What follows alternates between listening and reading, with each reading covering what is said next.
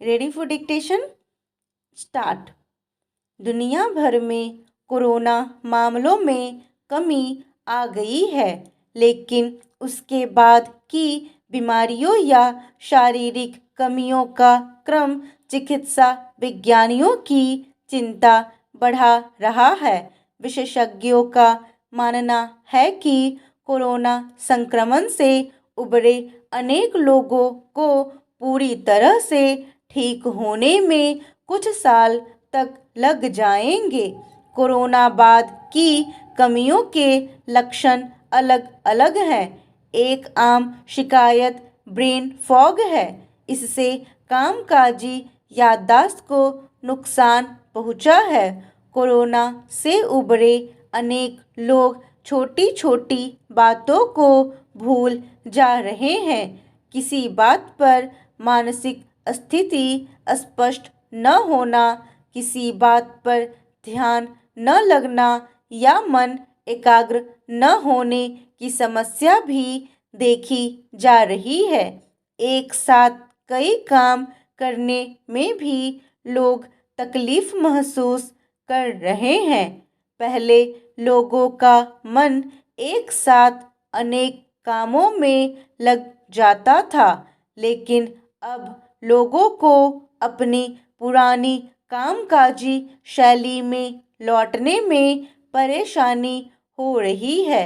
चिंता इसलिए ज़्यादा है क्योंकि अभी इसके उपचार की कोई स्थापित विधि नहीं है। इसमें कोई शक नहीं है कि ब्रेन फॉग व्यक्ति को समग्रता में कमज़ोर बना सकता है। येल विश्वविद्यालय के शोधकर्ता एक निश्चित नतीजे तक पहुंचने की कोशिश में हैं और अपने अध्ययन के दायरे को व्यापक बनाते जा रहे हैं। शोधकर्ताओं ने 2 मौजूदा दवाओं के साथ अपने व्यापक अनुभव का उपयोग करते हुए शोध की शुरुआती साक्ष्य प्रकाशित किए हैं। ब्रेन फॉग मतलब मस्तिष्कीय कोहरे को समाप्त करने की निश्चित दवा की खोज जरूरी है। हो सकता है यह कोरोना के बाद आई कोई मामूली कमी हो, जिसे आसानी से दवाओं के मार्फत कम किया जा सके। इस शोध में बड़ी संख्या में मनोचिकित्सक भी शामिल हैं। सबको पता है, कमजोर स्मरण शक्ति से पूरी मानवता और जीवन की गुणवत्ता प्रभावित हो सकती है। वैज्ञानिकों का मानना है कि कुछ दवाओं को प्रयोग में कारगर पाया गया है, लेकिन अभी बड़े पैमाने पर मरीजों में परीक्षण की ज़रूरत है। इस शोध से जुड़े डॉक्टर फेशर्की ज़्यादा कहते हैं, उपचार में कमी है, पर अभी तक जो सफलता मिली है उसका प्रसार जरूरी है।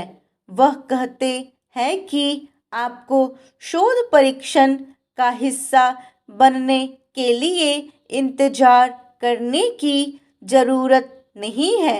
आप चिकित्सक से पूछ सकते हैं। ये दवाएं सस्ती और व्यापक रूप से उपलब्ध हैं और अनेक देशों में अनुमोदित भी हैं। शोधकर्ताओं ने न्यूरो इम्यूनोलॉजी रिपोर्ट्स में अपने शोध को प्रकाशित कराया है और दुनिया भर में मनोचिकित्सकों के बीच चर्चा तेज हो गई है।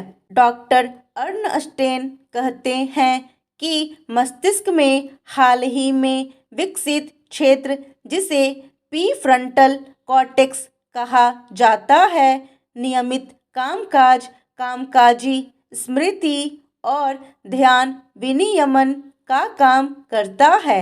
इस क्षेत्र में तंत्रिका सर्किट किसी भी तरह के सूजन और तनाव के लिए उल्लेखनीय रूप से कमजोर है।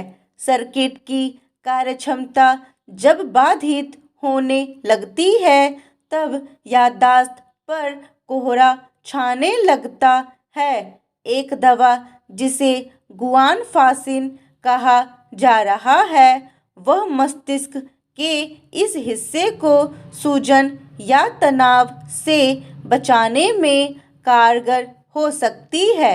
डॉक्टर यह पुष्ट रूप से स्वीकार कर रहे हैं कि 12 मरीजों पर परीक्षण हुआ था और 8 मरीजों में कामयाबी मिली है।